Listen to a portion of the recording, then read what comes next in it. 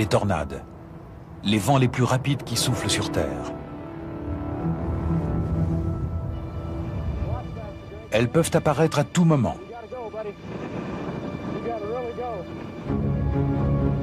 Tourbillonnantes à plus de 400 km/h, ces vents détruisent tout sur leur passage.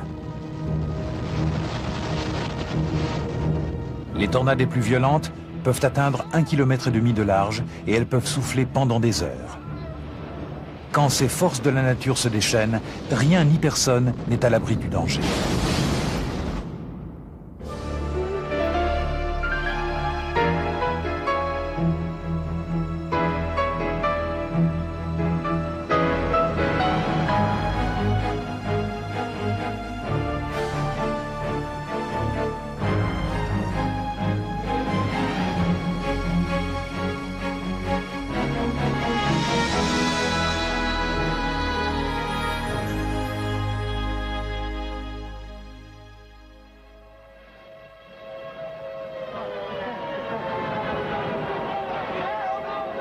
Les tornades sont les phénomènes météorologiques les plus violents que l'on puisse observer sur Terre.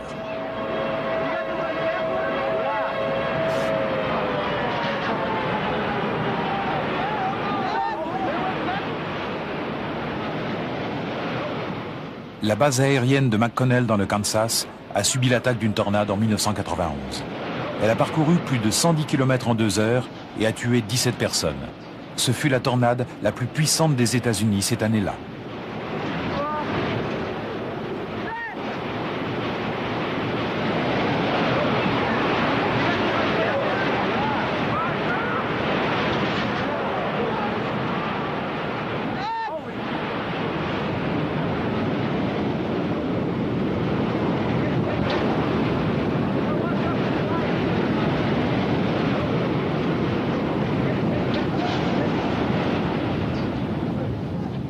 Pendant 3 mois par an, les habitants du centre des États-Unis vivent dans la crainte des tornades.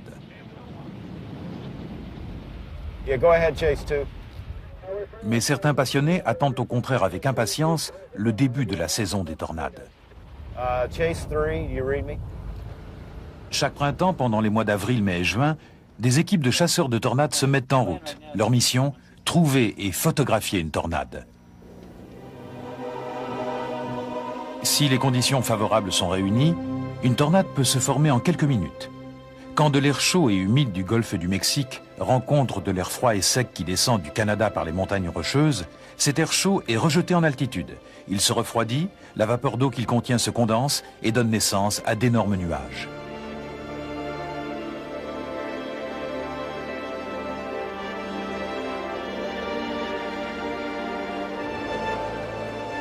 Il y a d'abord un déluge de pluie, ensuite, plus menaçante, de la grêle. Des éclairs illuminent le ciel. Quand le nuage orageux est suffisamment développé, une colonne nuageuse se forme à la base du nuage. Cette colonne a la forme d'un entonnoir qui se prolonge en direction du sol. Une tornade est née. Elles peuvent prendre de nombreuses formes. Une tornade ressemble à une mince cordelette tordue et parfois à une grosse cloche renversée. Elles peuvent mesurer de 20 mètres à 1,5 km de large. La plupart de ces tornades sont faibles, 20% sont fortes et 1% sont exceptionnellement puissantes. C'est cette petite proportion qui entraîne le plus de morts et de dégâts matériels.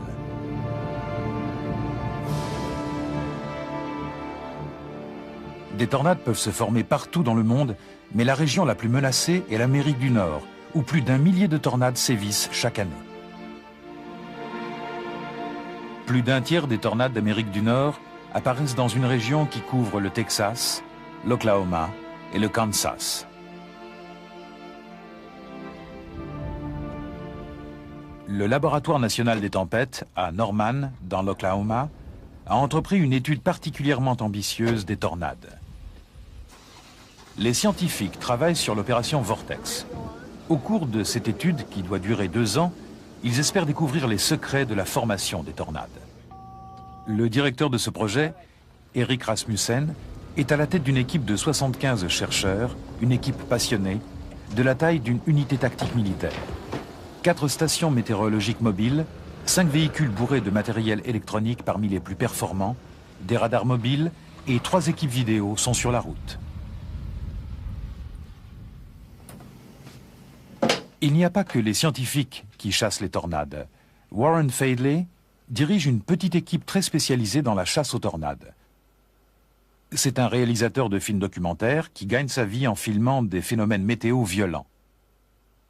Au cours des 8 dernières années, son équipe a filmé de nombreuses tornades dans le centre des États-Unis.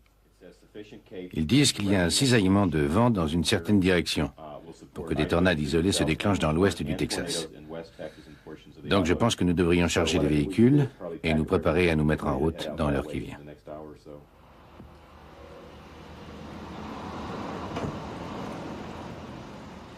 Aujourd'hui, Warren et son équipe se dirigent vers le sud. Ils partent d'Amarillo, au Texas, pour se rendre à Midland, dans le même état.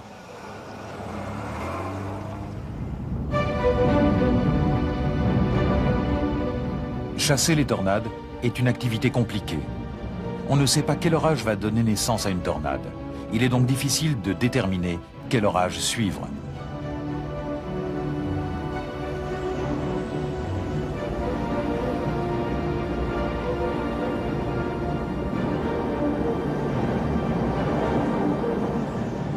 Bien qu'une tornade puisse durer plusieurs heures, la plupart ont une durée de vie très courte et disparaissent après quelques minutes. Elles ne parcourent pas plus de 4 ou 5 kilomètres. Pourtant, ces quelques minutes leur suffisent pour détruire des maisons et des vies humaines.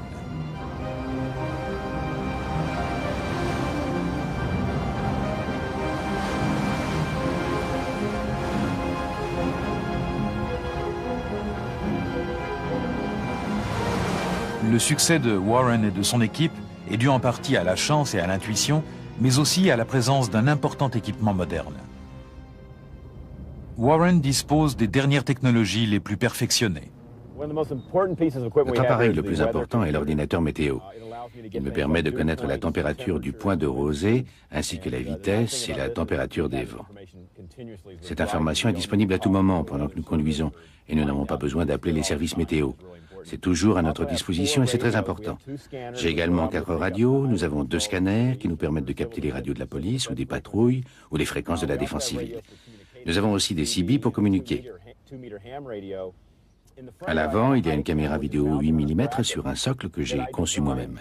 Ça me permet de filmer à travers le pare-brise sans me servir de mes mains. Comme ça, je peux continuer à conduire les 2 mains sur le volant.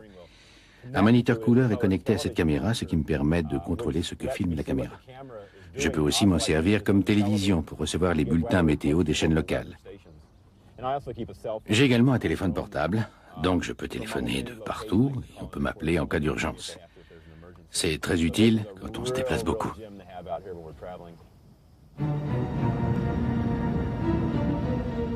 Les tornades peuvent provoquer des phénomènes très bizarres. Elles peuvent emporter des maisons tout entières ou déplacer un bocal de cerises sur 35 km sans le casser. On a vu un jour une tornade arracher toutes les plumes d'un poulet sans le tuer.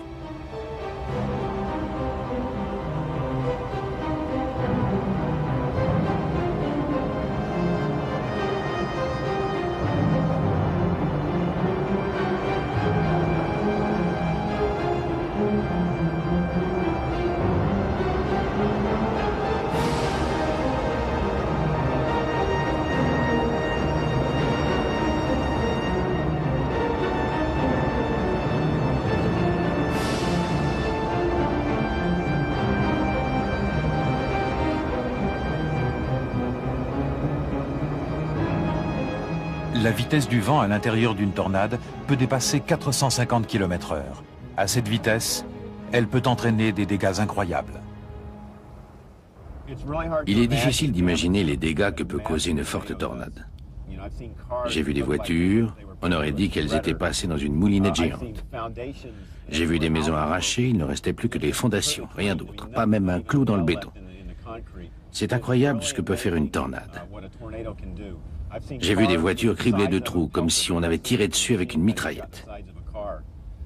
J'ai vu un immense chêne réduit en une souche criblée de rochers et de débris divers. À l'Institut d'études des catastrophes naturelles à Lubbock, au Texas, Ils utilisent des films ultra rapides pour montrer les dégâts causés par le passage d'une tornade. Rien ni personne n'est à l'abri de sa puissance dévastatrice.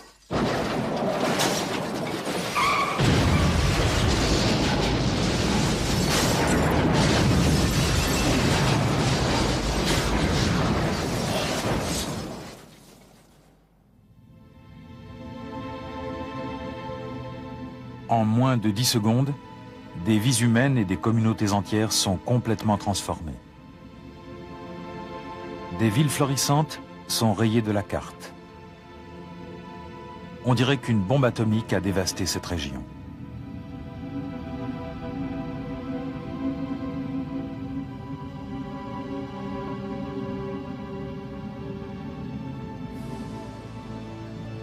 Pour les survivants, c'est une expérience inoubliable.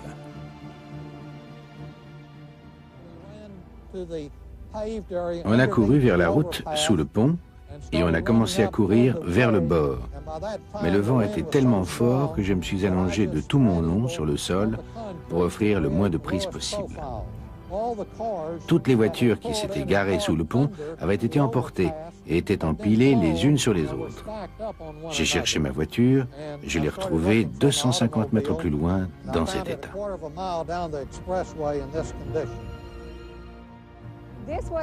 C'était la banque. 7 des employés se sont réfugiés dans le coffre et on s'est mis à genoux sur le sol. On pouvait entendre comme un rugissement au-dessus de nous. Soudain, on a eu l'impression qu'on allait exploser. Nos oreilles se sont bouchées. On est resté là jusqu'à ce que les choses se calment et après on est sorti. On ne pouvait pas en croire nos yeux. Les voitures qui étaient sur le parking étaient maintenant à l'intérieur de la banque et il n'y avait plus de banque.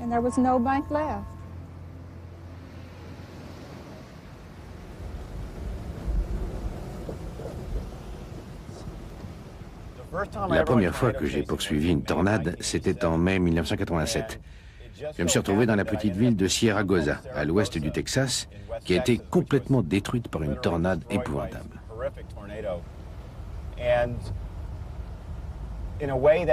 Pour moi, c'était intéressant parce que j'ai pu voir les effets dévastateurs des tornades que je chassais. Je me suis retrouvé dans cette ville totalement détruite. Ce fut une bonne expérience parce que ça m'a permis de voir la réalité des dégâts que pouvait causer ce genre de tornade.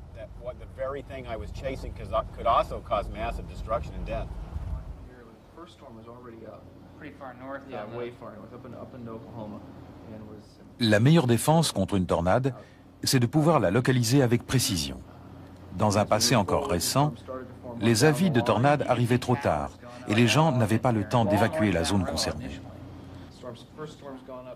Aujourd'hui, les scientifiques utilisent des radars très perfectionnés pour repérer avec précision les pluies les plus importantes et les vents les plus forts.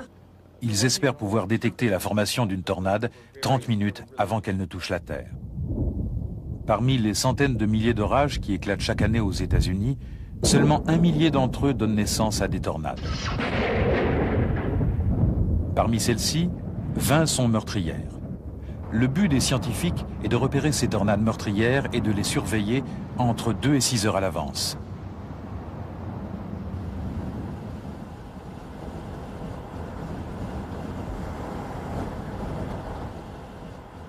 Erik Rasmussen et son équipe quittent Norman et se dirigent vers le nord, vers Emporia au Kansas.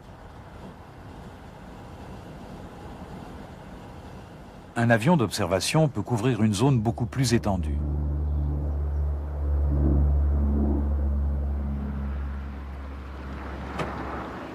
Erik Rasmussen et son équipe s'arrêtent à une station d'essence pour faire le point.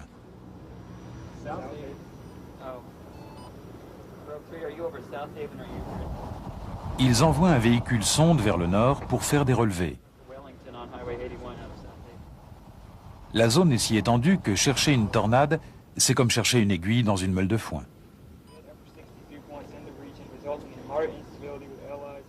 C'est le moment difficile pour Erik Rasmussen. L'orage qu'il poursuit s'affaiblit et les dernières informations envoyées par l'avion de reconnaissance indiquent des conditions favorables à 450 km au sud.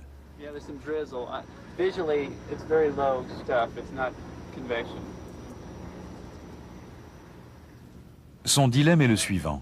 Est-ce qu'il se lance à la poursuite d'un orage à plus de 4 heures de voiture de l'endroit où il se trouve, ou est-ce qu'il attend ici que les conditions s'améliorent?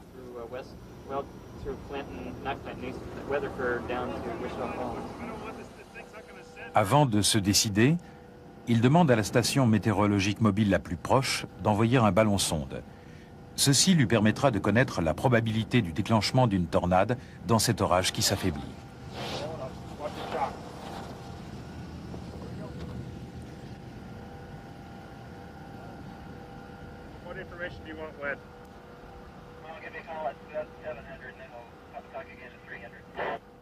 Quand les informations du ballon sonde commencent à arriver, les relevés ne sont pas favorables.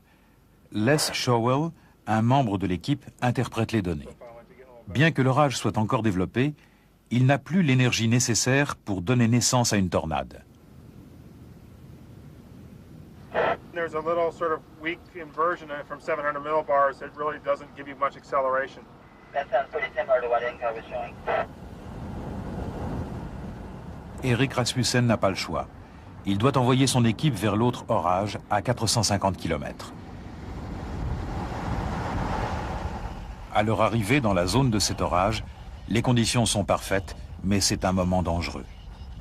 Une tornade peut apparaître d'un instant à l'autre. Erik Rasmussen doit s'assurer qu'il ne se trouve pas sur son chemin. La règle veut que si vous êtes à moins d'1,5 km d'une tornade, vous êtes en danger. Aujourd'hui, rien n'est encore défini. En 1981, Erik Rasmussen et son équipe se sont trouvés à quelques mètres de leur gibier. Une tornade est passée juste devant eux et a failli tuer tous les membres de l'équipe.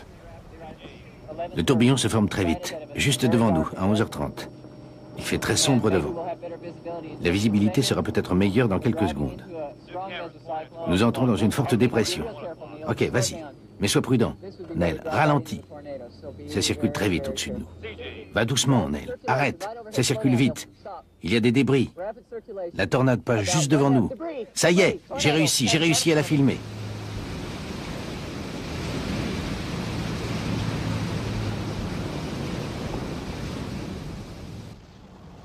Aujourd'hui, l'équipe de Vortex n'a pas de chance. Mais les informations récoltées aideront les scientifiques dans leur guerre contre les tornades. À 3000 km de là, l'équipe de Warren Fedley n'a pas plus de chance. Pourtant, ils peuvent encore trouver une tornade si Warren reçoit rapidement un bulletin météo favorable. Il faut tellement d'équipements pour que ça marche aujourd'hui. Il faut un ordinateur avec un modem, il faut pouvoir connecter le modem avec le portable, et il faut surtout que la communication soit parfaite. Alors quand on est loin de tout, comme ici, ça peut être difficile. Si la communication n'est pas parfaite, vous ne recevez pas les données transmises. Mais aujourd'hui, la communication est de bonne qualité. Après 15h30, l'heure douce, comme je l'appelle, les choses se décident dans un sens ou dans l'autre. De deux choses l'une, si l'atmosphère est stable, il ne se passera rien. Si elle est instable, c'est alors qu'apparaîtront les premiers signes de la convection en train de se déclencher. L'air le plus chaud s'élève en altitude et des nuages se forment, comme nous le voyons aujourd'hui. Et c'est ce qu'il faut.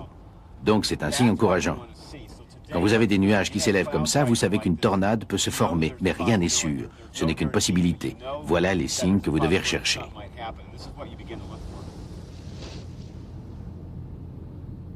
Warren Fedley est nerveux. La chasse aux tornades coûte cher, et s'il rentre bredouille, il aura perdu beaucoup d'argent.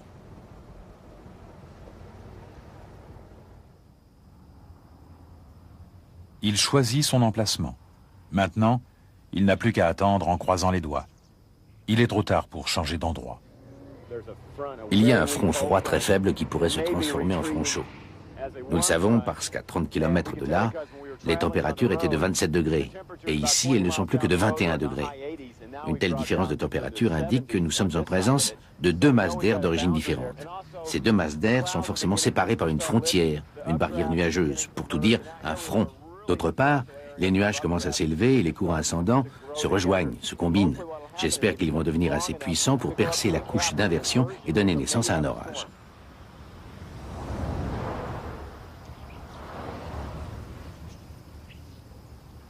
Le temps passe et Warren comprend qu'il va rentrer bredouille. Les nuages que nous avons vus plus tôt semblaient prometteurs, mais maintenant je crois que nous avons perdu la chaleur du soleil et les conditions ne sont plus favorables. Donc je crois qu'il n'y aura plus d'orage aujourd'hui. Mais on reviendra demain. Nous allons régler quelques problèmes aujourd'hui et demain nous nous mettrons en chasse dès la première heure. Comme je le dis toujours, tout dépend de la main de Dieu. On ne peut pas savoir où elle va s'abattre. Voilà ce que tous les chasseurs de tornades rêvent de rencontrer et de filmer.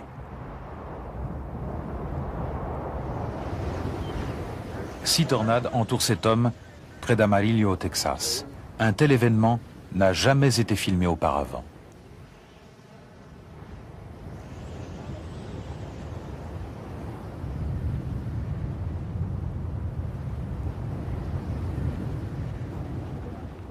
I think that cloud cover goes much further than just the edge there. I think that's it. 2 jours plus tard, Warren Faidley est à nouveau en chasse. Yeah, see, they moved that a lot further east. Aujourd'hui, il est sûr que quelque chose va se passer. Again, the coldest weather is, so for today we're looking for severe threat from the Rio Grande. We have to go south. We can look at it again later.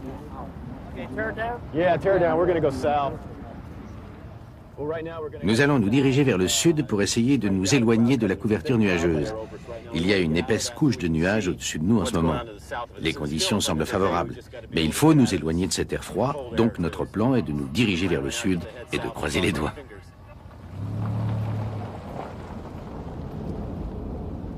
Les conditions semblent favorables pour qu'une tornade se forme.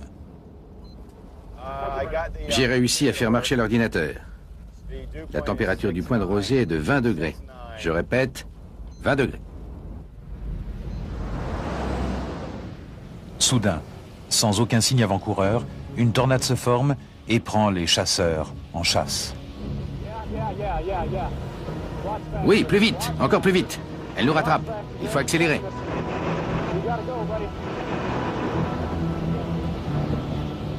Ils tentent de la distancer, mais la tornade gagne du terrain. En face d'eux, leur seul espoir de salut.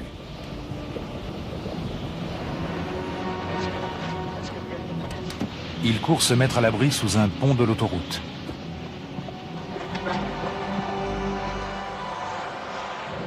Sous les poutres du pont, c'est là qu'il faut aller. Allons-y.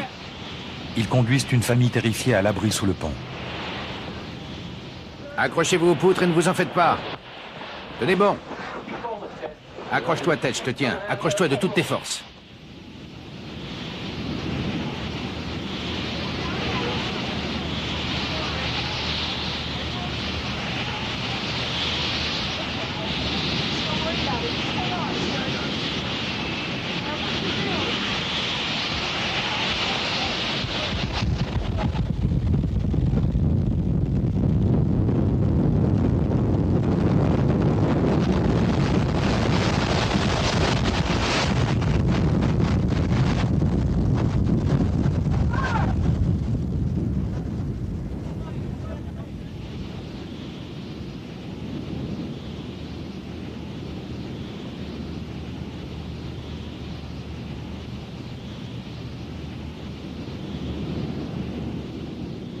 Personne n'est blessé.